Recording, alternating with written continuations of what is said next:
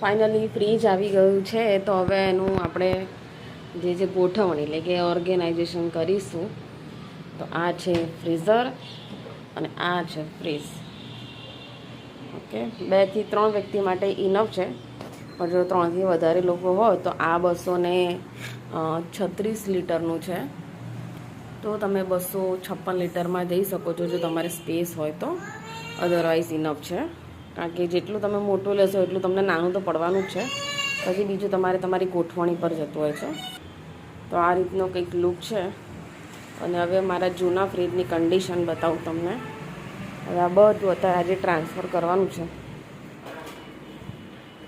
એટલે વિડીયો તો હું એ રીતના નહીં બતાવી શકું, પણ જ્યારે પ્રોપર અંદર ગોઠવાઈ જશે પછી એનો વિડીયો બનાવીશ.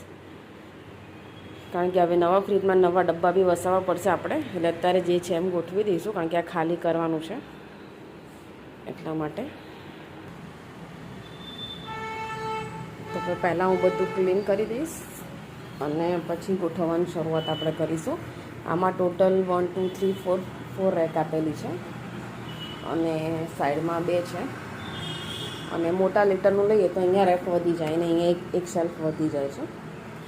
બીજું તો સેમ જ રહેવાની. તો મારે જે છે ચોકડીનો જે દરવાજો છે આ રીતનો છે અને બહુ સ્પેસ ઓછી આપેલી છે, એટલે મોટા લીટરમાં જઈએ તો પછી દરવાજો બંધ થાય એવું હતું નહીં, એટલે પછી મેં આ ઓર્ડર કરેલું છે.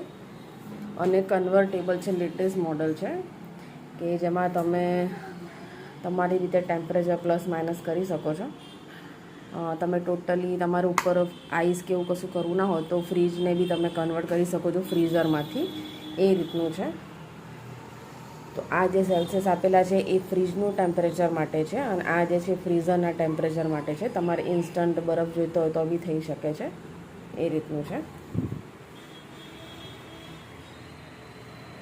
અને મોસ્ટલી આ જ સેલ થાય છે વધારે, લેટેસ્ટ છે, એટલે તમે બી લઈ શકો છો. અત્યારનું જે ન્યૂ મોડલ છે.